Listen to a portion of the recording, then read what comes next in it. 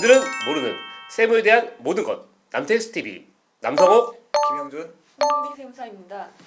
안녕하십니까. 반갑습니다. 자, 오늘 네 번째 시간입니다. 네. 네.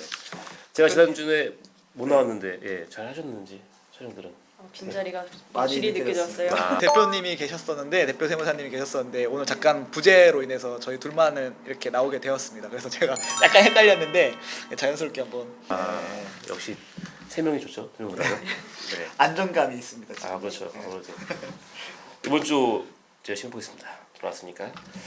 자, 이번 시간에는 우리가 이 법인의 지출 증빙에 대해 알아볼 거란말이요. 네, 지출. 네, 중요한 문제인데 우리가 아무래도 이제 세금을 줄이기 위해서는 여러 가지 비용 처리가 중요하잖아요. 근데 모든 비용이 다 처리 가능한 게 아니라 기본적으로 어떤 적격 요건들이 필요하거든요. 오늘은 어떤 비용들이 정말 처리 가능한 비용에 대해서 한번 알아보겠습니다. 한번요. 좋습니다. 김성사, 우리가 이제 보면은 적격 증빙이란 말 많이 하거든요. 네네.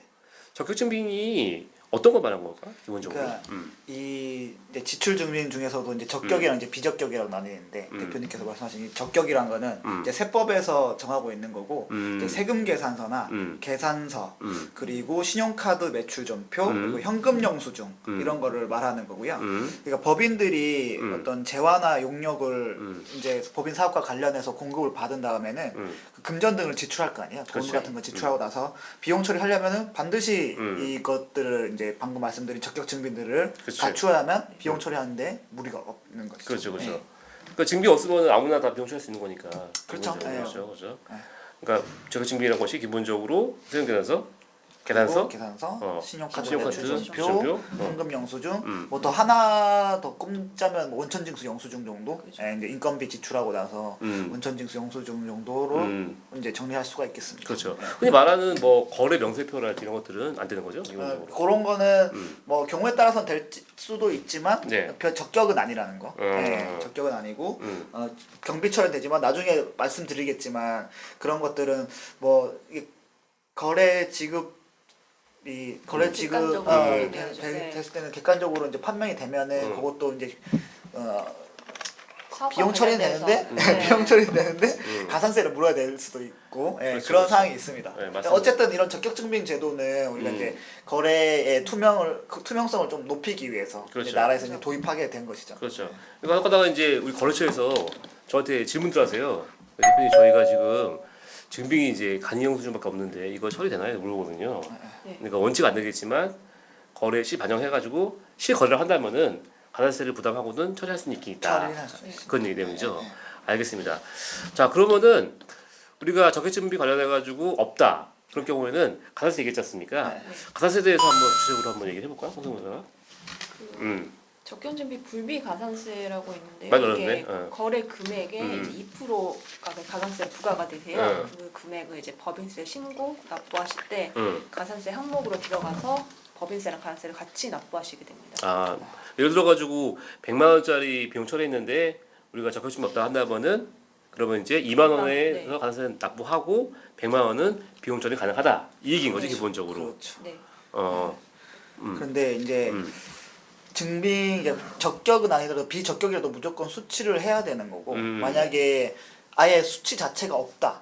증빙 자체가 무증빙인 없다. 경우요. 무증빙일 경우에는 우리가 항상 여러 번 위험 고지를 하지만 가지급금 이슈가 발생하죠. 아, 가지급금 이슈 증빙 없는 지출들은 대표의 가지급금으로 이제 될 수 있고 그러면은 또 그거에 대한 세법상 불이익들이 있죠. 인정이자라던가 그치. 차입금에 대한 이자 비용이 비용으로 인정받을 수 없다던가 네, 그렇기 때문에 꼭 증빙은 갖추셔야 된다는 거 알아두셨으면 좋겠습니다. 그러니까 결론적으로 어떤 형태로든 간에 적격 증빙은 비적격 불분하고 반드시 비용 수치가 돼야겠네요, 기본적으로. 그렇죠. 증빙 수치는요. 네. 그리고 기본적으로 적격 증빙을 꼭 수치하시라. 그렇죠, 그렇죠. 알겠습니다. 자, 그러면은 말씀드렸다시피 우리가 좀 더 자세히 알아볼게요. 기본적으로 아까 말씀드린 적격 증빙이라는 것이 뭐 세금 계산서, 신용카드 매출 전표하고 그리고 형용수 있지 않습니까? 그 중에서 세금계산서 계산서 차이가 뭐죠? 기본적으로? 이제 세금 계산서 같은 경우에는 우리가 이제 일반 과세 사업자라고 하죠. 일반 과세. 부가가치세법상 과세되는 재화나 용역을 공급하시는 분들이 발급할 수가 있는 거고, 계산서 같은 경우에는 일반적으로 면세 사업자, 면세사업자. 면세 사업자분들이 네. 발급하실 수 있는 거고. 두 가지의 차이점은 또 부가세에서 공제가 가능하느냐 하지 않느냐가 또 어려워요. 차이점이 있을 거고. 근데 면세 같은 경우는 사실은 원칙적으로 부가세가 면세되는 상품을 공급하시는 분들이기 때문에 우리가 사는 입장에서 사실은 이게 안 되잖아요. 그렇죠. 매입세 공제가 안 되는데 우리가 예외적으로 음식업종 같은 경우에는 의제 매입세 공제라고 해서 면세품을 사더라도 일정 부분은 부가세 신고 시 매입세 공제를 해주기도 하죠. 그렇습니다. 진짜 어렵다. 뭐지? 또 처음 그러니까, 보시는 분들은 굉장히 조금 어려울 헷갈릴 수 수 있어요. 있어요.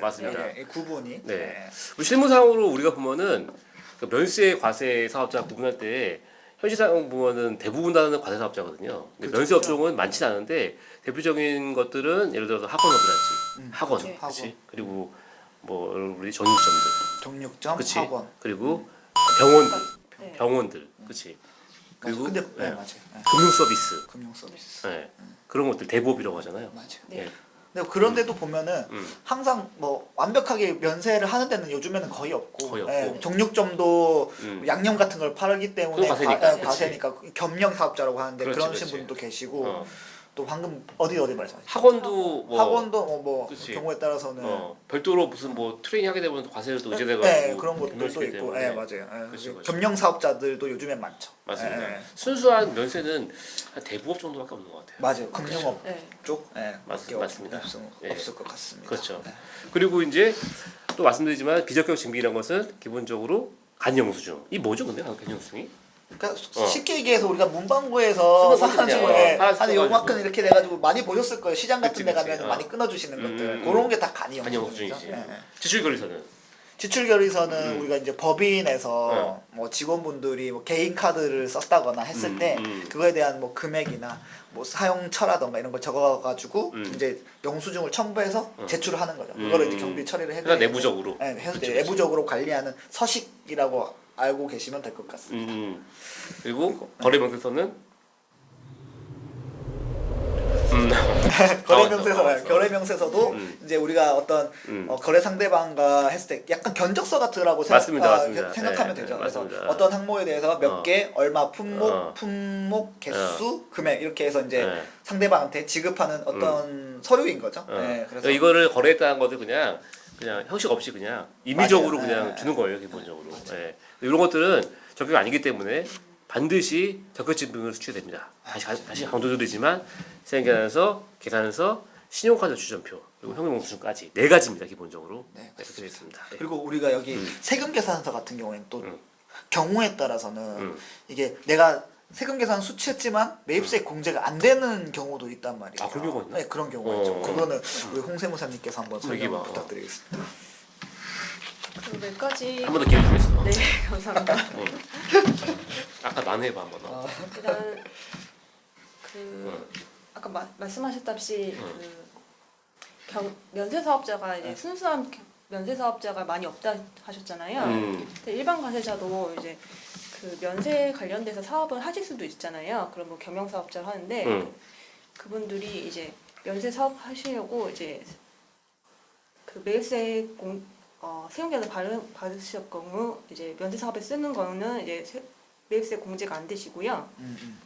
면세 사업과 관련된. 네. 네. 또 이제 세금계산 받으셨지만 이제 사업과 관련 없이 이제 쓰는 비용에 대해서도 이제 매입세 공제 안 되시고 사업과 무관한. 네, 사업과 무관한. 그다음에 이제 토지 관련된 토지를 토지 관련. 조성하거나 좀 이제 형질 변경할 때 이제 쓰이는 거 공사 비용 같은 거 받으시잖아요. 뭐 그런 것도 이제 매입세 공제가 안 되십니다. 그리고 뭐 가공이라던가 네. 위장이라던가 이런 것들도 예전에는 우리 왜 시장 같은데 특히나 동대문 요즘에도 그런지 모르겠는데 예전에 동대문 가면 자료상이라고 그래요. 아, 그렇지, 그렇죠. 그렇지. 예. 가공 위장 거래에 대해서. 가공 거래에 대해서 이제 근데 그런 거는 이제 걸리면은 아주 가장 나는 거지. 작살이 가장 나는 거지. 나는 그런 거죠. 과세관청은 가장 중요하게 보는 게 이 세금계산서 관련 지서 물란법이거든요. 네, 맞아요. 굉장히 엄정하게 보기 때문에 절대 하시면 안 됩니다. 기본적으로. 허위 가공 같은 경우는 또 이제 가산세도 좀 크기 때문에 그죠. 맞아요. 절대 하시면 안 되시고요. 여러 이게 그런 것들이 되게 여러 가산세가 껴 있잖아요. 껴있죠. 또 이제 뭐 세금계산서 관련 가산세도 있지만은 음. 이게 또 소득이랑 관련됐기 네. 때문에 그것도 뭐 법인세랑 맞습니다. 관련돼 있어서 네. 굉장히 큽니다. 맞습니다. 그런 위법행위는 네, 절대 하지 하시면 안 됩니다. 않으시네. 그렇습니다. 제가 실무상 해보게 되면은 역시 과세관청이 가장 타이트하게 보는 게 기본적으로 부가세하고 플러스 세금에서 관련된 거래들이거든요. 맞아요. 이 부분들은 철저하게 법을 준수하시면서 거래하시는 게 중요합니다. 네, 알겠습니다. 김세무사가 잠깐 빠뜨린 중요한 얘기가 있다고 하더라고요. 실무상으로 중요한 제가요? 얘기입니다. 얘기해 보세요. 그런 게 있나요? 근데 이게 뭐였냐면 음. 제가 방금 말씀드린 것 중에 이제 세금 계산서 발급에 대해서 말씀드렸는데 음. 우리가 세금 계산서 끊고 나서 음. 발급받고 나서 결제를 할 때가 있잖아요. 결제를 할 때 우리가 항상 뭐 현금으로만 결제하는 건 아니고 뭐 예금을 이체하는 것만이 아니라 내가 그 자금이 없으니까 신용카드로 결제할 수도 있잖아요. 그렇지, 그렇지. 이게 원칙적으로 그러면 신용카드를 이제 결제를 하게 되면 신용카드 매출 전표도 발행이 되는 거고 그리고 세금계산서를 끊었으니 세금계산서도 발행됐으니까 그렇지. 우리가 지금 방금까지 말했던 적격증빙이 두 가지가 중복이 발급이 돼버리는 그렇죠, 거잖아요. 예. 근데 원칙적으로는 이제 세법에서는 그런 적격증빙에 대해서 중복 발급이 원래는 안 하는 게 원칙인데 그렇죠. 우리가 이제 네. 거래 어떤 관행상 그리고 뭐 편의상 음. 이제 이렇게 두 가지의 적격증빙이 갖춰지게 되는 경우가 빈번한데 그렇죠.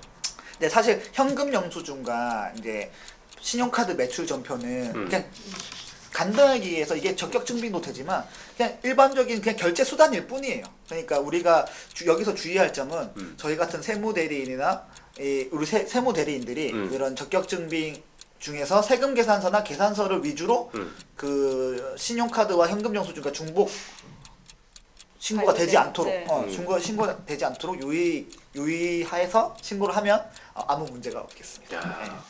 혼자 1분 얘기했어요. 1분. 그러니까요. 갑자기 시키셔가지고 제가 약간 잘했습니다. 살짝 당황했습니다. 훌륭합니다. 어쨌든 좋습니다. 그거는 주의하시고요.